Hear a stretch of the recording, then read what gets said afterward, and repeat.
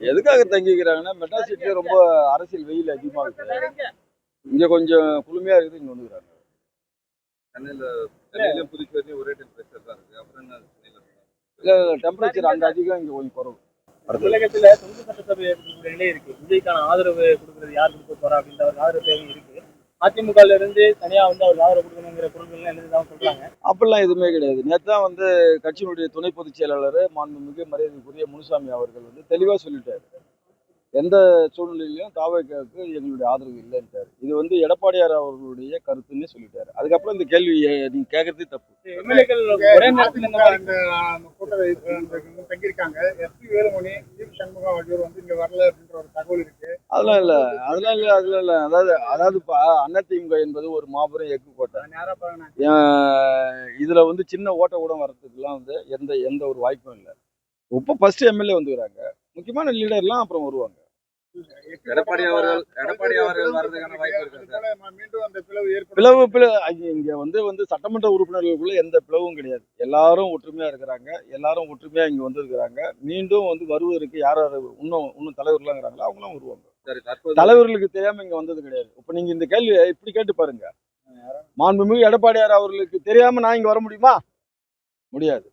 இது கட்சி ஒரு சில பிரச்சனையை எதிர்நோக்கி இருக்கக்கூடிய சூழ்நிலை. இது அதுக்கு இருக்கிறோம்.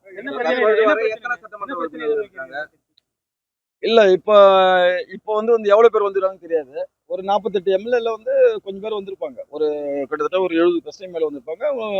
அப்படியே வந்துனே இருக்கிறாங்க எல்லாரும். எடப்பாடியார் அவர்கள் வர்றதுக்கான வாய்ப்பு இருக்காங்க அப்படின்னு சொல்லி ஒரு தகவலும் இருக்கு. எடப்பாடி பழனிசாமியுடைய ஆதரவாளர்கள் எம்எல்ஏக்கள் தான் இருக்காங்க அப்படின்னு. அப்படிலாம் இல்லைங்கல்ல. எல்லாருமே எடப்பாடி அவருடைய பொதுச் செயலாளருடைய ஆதரவாளர் தானே. பொதுச் செயலாளர் எங்க எம்எல்ஏ கூட கடல்ல குதினா எல்லாருமே குதிப்பாங்க, நீச்சல் தெரியலனாலும். அப்படிப்பட்ட கட்சி இது. அதனால இதுல அவருடைய ஆதரவாளர் இவருடைய ஆதரவாளர்லாம் எதுவும் கிடையாது. மாண்புமிகு எடப்பாடியார் இருக்காரு இல்லையா, பொதுச் செயலாளர், அவரு தான் கட்சி, அவரு தான் இயக்கம். அவருடைய எம்எல்ஏக்கள் தான் எல்லாரும்.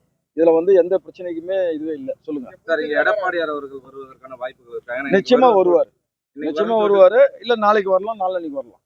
அப்ப 3 நாள் இருக்கிறதுக்கான வாய்ப்புகள் இருக்கும். ஃப்ரீயா இருந்து வந்துக்கிறாங்கப்பா. மற்றபடி இதுல அரசியல் உள்நோக்கெல்லாம் கிடையாது. இப்போ அசம்பிளி நடக்கும்போது எம்எல்ஏ டூர் போகலையா? ஒரு 10 நாள் இருப்பாங்க, ஒரு ஒரு 5 நாள் இருப்பாங்க, போவாங்க. அது மாதிரி அங்க இருக்கிற அரசியல் சூழ்நிலைக்கு தவிர்த்துட்டு இங்க வந்துக்கிறாங்க. வேற என்ன கிடையாது, அது ஒண்ணுமே இல்லை. ஸ்டாலின் அவர்களுடைய வெற்றி வாய்ப்பு எழுந்தது கூட எங்களுடைய மாண்புமிகு எடப்பாடியார் அவர்கள் உள்ளபடியே சொல்றான், உண்மையை சொல்றான். உங்களுக்கு நான் அவரை போய் பார்க்கும்போது கூட பார்த்துட்டு என்னுடைய சர்டிஃபிகேட்டை கொடுக்கும்போது, ஏன்னா மனசுலாம் கஷ்டமா இருக்குதுன்னா நம்ம இப்படி ஆயிட்டோம், சரி விடான்னு பார்த்துக்கலாங்க அப்படின்னு நம்ம ஒரு வார்த்தை சொன்னாரு.